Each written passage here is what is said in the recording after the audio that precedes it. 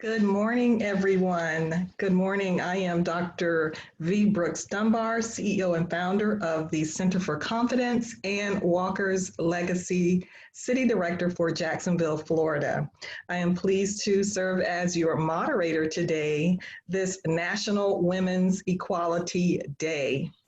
Named in honor of Madam C.J. Walker, Walker's Legacy was created with a mission to cultivate an ecosystem of access designed to inspire, equip, and engage a global network of professional and entrepreneurial women of color. You can learn more about Walker's Legacy by joining us online at www.walkerslegacy.com. The Cowork and Connect virtual morning chat series is aimed to learn the best practices for remote work, the importance of mentoring, staying sharp while staying in, financial planning for small businesses, and self-care routine tips during this time of quarantine and social distancing. So let's get started with today's program. Today's guest is Dr. Tammy Hodo. Dr. Hodo is the founder and president of All Things Diverse, an educational consulting company working with organizations to optimize employee productivity and thought, recognizing the value of diversity, equity, and inclusion. Dr. Hodo earned her PhD in 2009 from the University of Wisconsin-Milwaukee in urban studies with a minor in sociology in which she specializes in race, class, gender, and ethnicity. She worked in academia for over 10 years in a variety of positions to include faculty and university administrator. Tammy has provided training to local and national organizations, all under the umbrella of diversity, equity, inclusion, also known as DEI.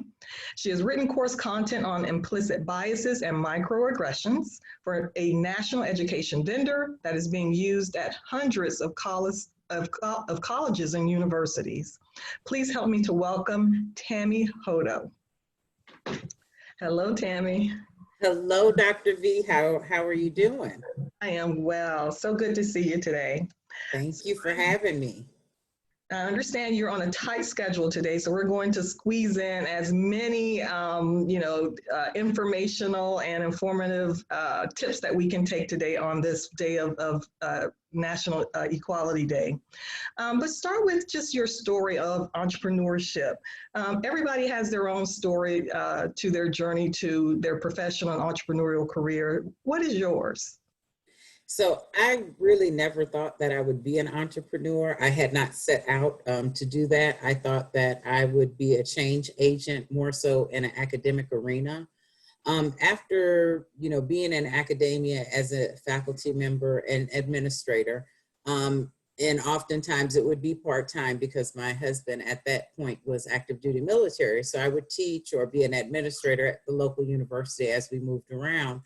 I realized at the last university I was at that I just felt that I would have more of an impact as a LLC, as a business owner, because I feel like I am able to expose more people to the reality that race is not real, it's a social construct, and just the value that diversity brings into the workplace as well as our society. And so that's kind of how I ended up on this journey. I would say that it was definitely due, though, to some bad experiences at universities, just kind of being the only person of color and expected to be like the representative for all people of color, which is not very realistic, even though I do specialize in that field and I am an expert in my field. Too often minorities are expected to speak for their entire group. And we carry the burden of educating people about racism and inequality, which really is not our burden to carry. So that's basically how I ended up on this entrepreneur journey, which I'm enjoying immensely. Now is the time, it seems, but there have been in the past other times that have come up where we've had an open platform, an open door, if you will, to put race and equity and equality on the table. What's different about this current environment that, from your perspective, through your lens? Well, I think right now, this is not a moment, but it's a movement. So I think it was really the perfect storm is what we have seen happen. COVID is an awful pandemic. I'm very empathetic to people and families that have been impacted by it. But I think because as a nation, we had to stop and slow down, and really as a world, we had to stop and slow down. And then we all saw the murder of George Floyd on television, 8 minutes and 46 seconds. And I think that polarized our nation to recognize that we still do not have equity and equality, and that systemic racism is real, and that the things that their minority colleagues and friends and relatives have been telling them for many years, that they actually are taking place, and now we're just videotaping them. If you think about the civil rights movement, we saw the major impact of the allies coming in the 60s once it was televised in regards to the treatment, the releasing of the dogs and the water hoses on peaceful protesters. Then we saw a lot of our allies come out and say, yeah, okay, we see it now and this is not okay. So I think we're in that movement right now. I agree. There's a different feeling in the air, especially with so many corporations who previously would stay silent, stepping up and speaking up. So today's topic, you wanted to really talk today about multicultural professional women navigating in America while recognizing systemic racism. How do you define systemic racism? And how does that apply to go ahead and just make that link to professional women navigating this space? So systemic racism is a term and a concept that was coined by Joe Fagan, and he is a sociologist. And it basically recognizes that when the Constitution was written, that African and African Americans were not even considered whole humans. So systemic racism we see is a complex array of anti-Black policies that are integrated in our, political process, our economic policies, and societal norms. And so I will share that I am biracial. So I am half German American and half African American. And I grew up very much cloaked in my mother's white privilege. And I want to define white privilege because I think there is some people who really don't understand what that is. So white privilege, I've had people say, well, I don't have white privilege because I come from a poor background. White privilege has nothing to do with social economic status. It's those positive attributes that are attached to you, such as the assumption that you have good credit or that you come from a two-parent household. The reality is that as a white person, you're not expected to speak for your entire race, where anybody who belongs to any ethnic racial group in America will tell you we often are expected to speak for our entire race. And again, white privilege is just those positive attributes that are associated with your complexion, so people not assuming that you come from a lower class, not having to speak for your entire group of people, the perception that your credit is good, the perception that you're employed, all these different things that oftentimes, most times, are not attached to those people who look like us. So systemic racism, when we think about that and how it's so ingrained and embedded in American society, as well as our institutions, and being a woman of color, right, which means I experience intersectionality. I have two overlapping marginalized groups. Not only am I a woman, but I'm a woman of color. And just learning how to kind of navigate in that oftentimes anti-Black space. So being multicultural and growing up cloaked in white privilege, oftentimes, once we leave our, parents' household, particularly my white mother's household, you're identified as African American. Now, please don't get me wrong. I love both sides. So I embrace both sides. But with the systemic component, I find that, there is oftentimes a lot of anti-Black practices, whether it be in academia or in corporate America, and just learning how to kind of navigate and find your voice in that space is really difficult to do without people perceiving you to be that angry Black woman or confrontational or aggressive, you know, all those negative stereotypes that tend to be attached to us. So again, just navigating in that space, you know, learning how to play the role, you know, so you can be successful, but still be your authentic self and embrace your beautiful ethnic identity. It is something that I think we all struggle with. So what are some ways that are, you know, ways that you found that are successful example of how we navigate that space, and ways that are more challenging? You know, when I grew up, it was all about perming our hair, and now we're in this wonderful period where we're just letting it show, hang out, the curls, the fullness, the body, the naturalness of it. I no longer feel as if I have to, you know, create a face or an image that is not me, that is not authentically me, just so I could get a job. I knew I had to do that in order to get hired. So that's my personal experience. My personal experience is also just staying, you know, in my lane, not being the person who would try to step up and do more in the workspace, offer more to the team, because I was very concerned about being perceived in different, you know, in different ways. And that, I believe, holds a lot of women back. What are some good examples or examples that you think are, you know, ones that really work for us? How can we start pushing ourselves out of this space? And I keep hearing the same things over and over again after 20 years of being in the entrepreneurial space and the professional businesswoman space.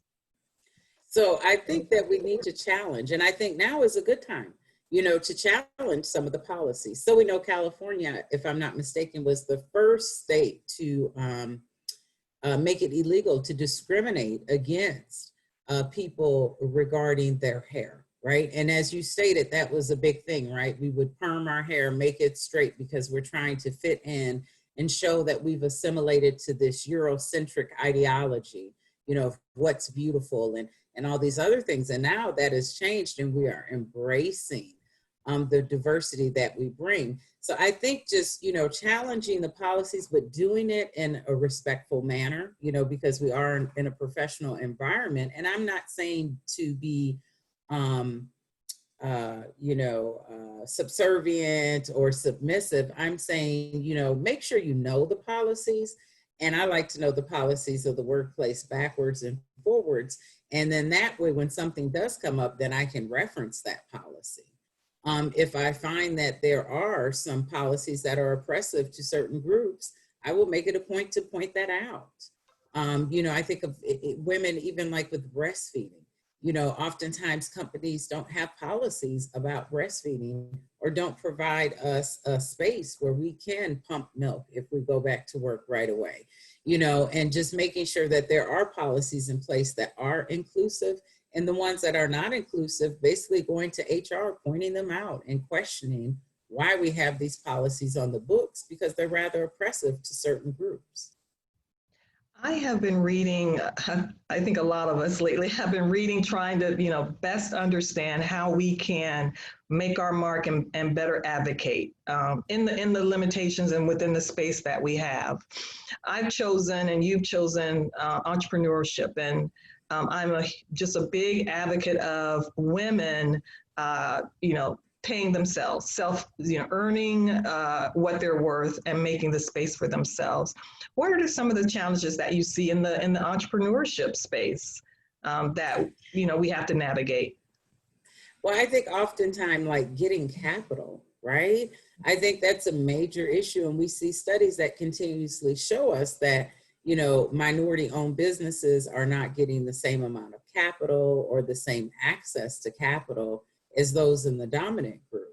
And then I also think like that social capital, you know, knowing other people, because oftentimes it's not what you know, it's who you know. We need to be in those rooms with the people who are the decision makers, who have the budgets to purchase the services, whatever professional services it is that we offer.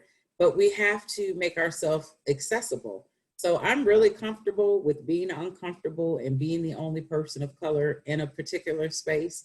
And I think that may have a lot to do with my upbringing and being brought up in a predominantly white space. I find that I can negotiate in either space and I'm rather comfortable. But we need to be in the room with the decision makers, and we need to have a voice and, be able to share what services we could bring to their business to help them be more productive and profitable. I want to mention very quickly that if you have questions for Dr. Hodo, please post them in the chat, and I will ask her those questions as they come. Dr. Hodo, when the whole George Floyd response happened, I made a conscious decision to focus on what you said, advocacy, being an advocate. And I chose to just look at what organizations, what city level commissions there were and which ones had openings. And what I found is that we're not present, like you said. We're not present. And the ones who are present are the ones who have, it just seems that their voices have been muted somehow. And I don't understand what that is or really why that would be. But what are some, actions that professional women can take for their business and in their professional space to be in that room? I'm just looking for specific examples, because generally we'll say that, but sometimes people just don't know where to start or where to go or where to look or turn or what to do. So what I would do is I would advocate for joining some organizations, looking at sitting on some boards, reaching out to people. All they can do is tell you no. And then you're starting right back where you already were. But again, joining some organizations, looking for some board opportunities, reaching out. Other people have no issue with like cold emailing or cold calling, and asking the right questions. So how were you able to get your funding? Maybe you need to find a mentor or a sponsor. And oftentimes I think that's what we miss as women of color, is that we don't see a lot of people who look like us in those positions. And I'm just going to be very transparent. I've seen in Jacksonville what I perceive, and I don't want to overgeneralize, but a minority community that seems really defeated. And I wonder if that is why their voices are so muted. They seem rather defeated. And I know that during the consolidation of the government here, there were a lot of promises made that were not kept. And so I see some people in positions of power, but I often see them, and they may look like us, but they're holding everything tight to their chest. And I think they need to realize that this isn't pie. There's more than enough opportunity to go around. And ideally, they should want to train up and mentor the next generation, or others who look like them, so we can get more people in the room, so we can get that access and have that social capital and know who all the movers and the shakers are in town, who are our allies. There are a lot of allies that are more than happy to assist us, but oftentimes we're being blocked by others, for no valid reason other than they're afraid that, they're going to miss an opportunity. Well, I took note, I wrote down, because that is so true, that there's here locally, and we're talking about Jacksonville, Florida, that sense of defeat is in the air. I'm wondering if anybody on the call, if they're in a different city or different community, how they would describe their current community that you're in. If you can post what that feels like, if you feel your community is empowered, or if you feel as if you're in a community that's defeated, why do you feel that way? Dr. Hodo, so one of the things that when you mentioned feeling defeated, you also said there's enough pie to go around. So I love taking quotes. There's enough pie to go around.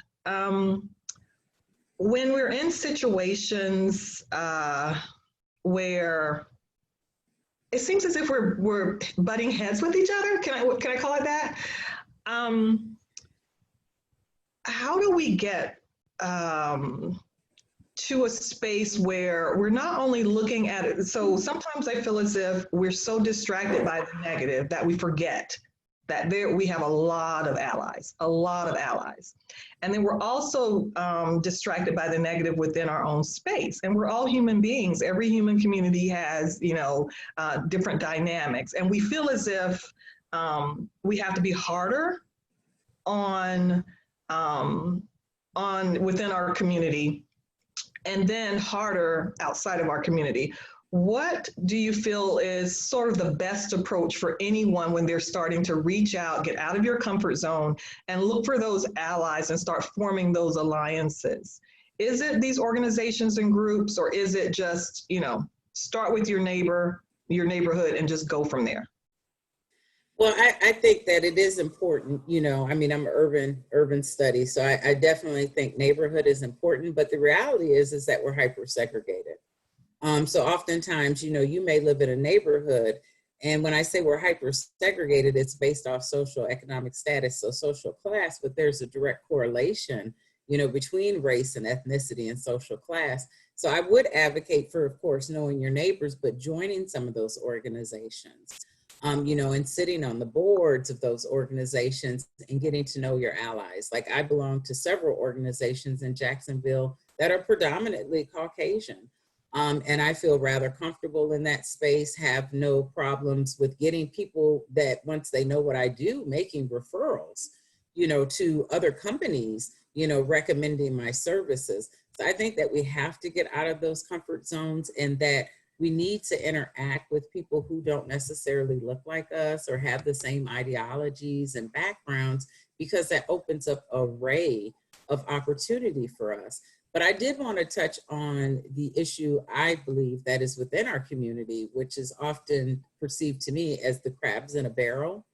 I don't understand, and I just will never understand why we are not building one another up. But I wonder, is this something left over from slavery in regard to, well, if I'm doing okay, I can't pull you up. I need to focus on myself.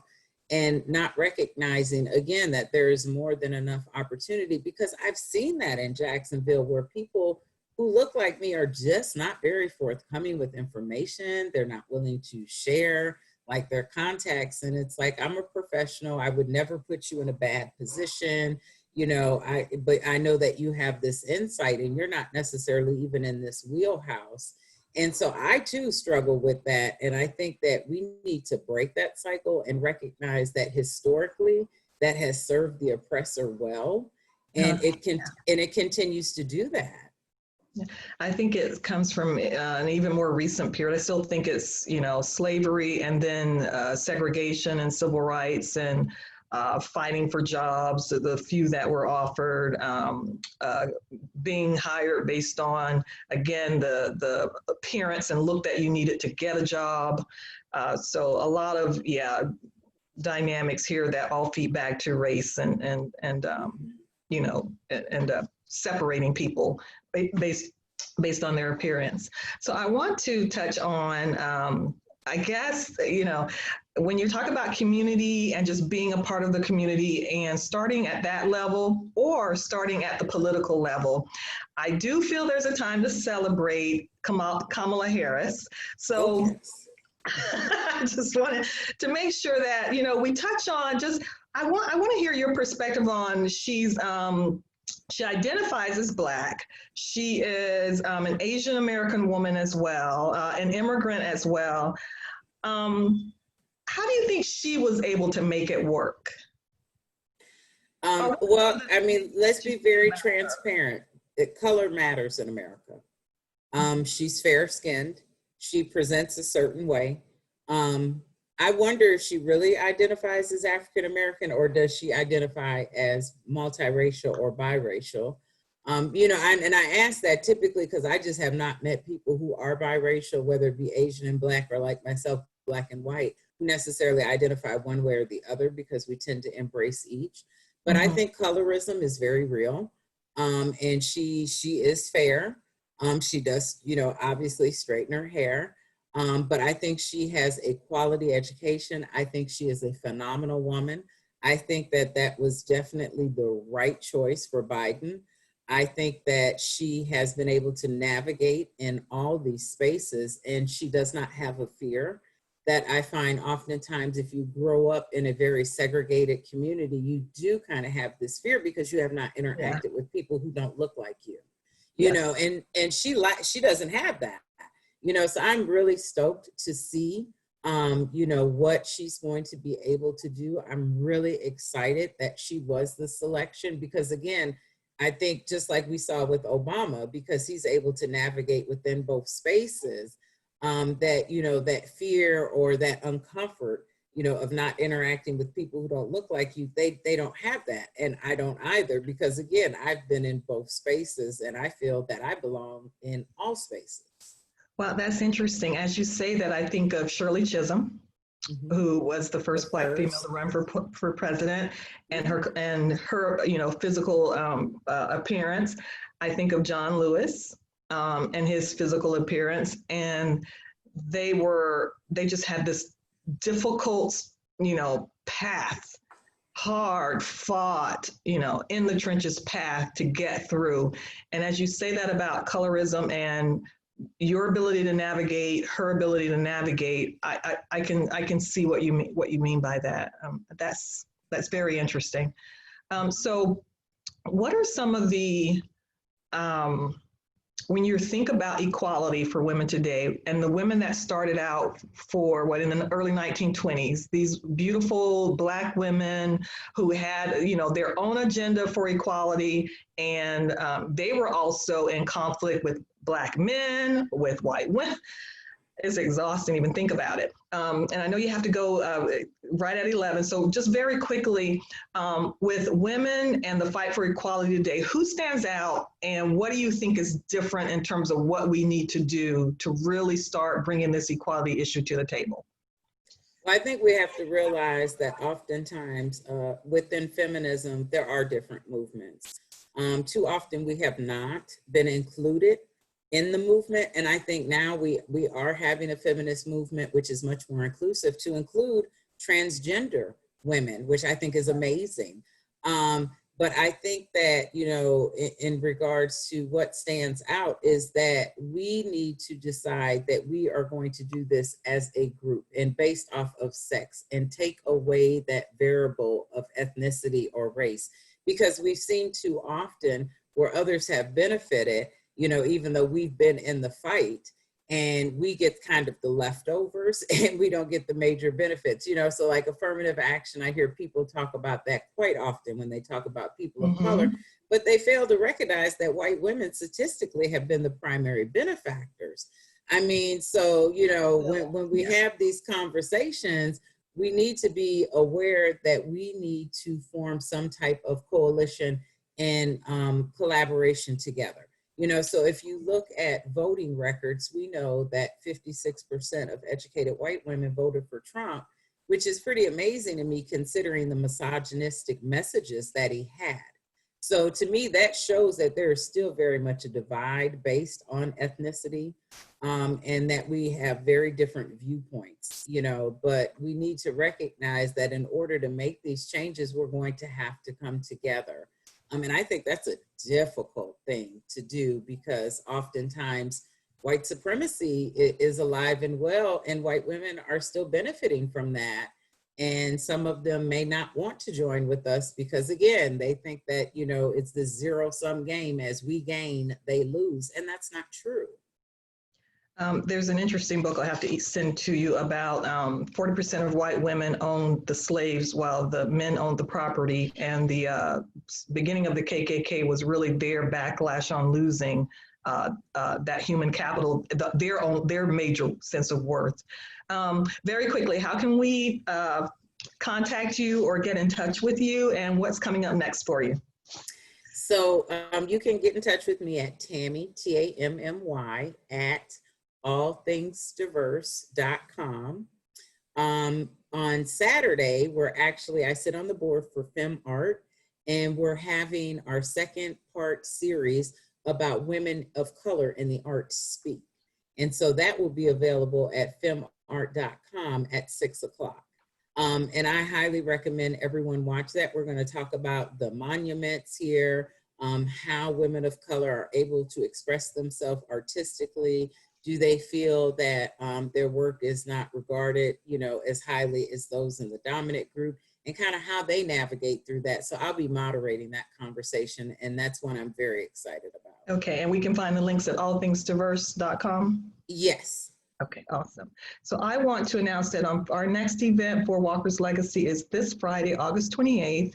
Walker's Legacy, in partnership with Teach for America, will present how COVID is spurring innovation in the education sector. But also continue to join us every Wednesday during it says August, but I'm assuming we're going to continue this in September for the latest and greatest activities. And you can also follow at walkerslegacy.com. Thank you all so much. I don't see any questions in the chat, but by all means, please email Tammy at allthingsdiverse.com and my handle at @TheTrueDrV. You can find me on social media as well. Any other thoughts, Mia, or any topics that we need to touch on? I don't want to miss her appointment.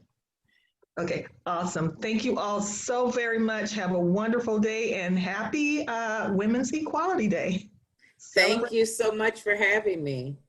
Oh, you're very welcome.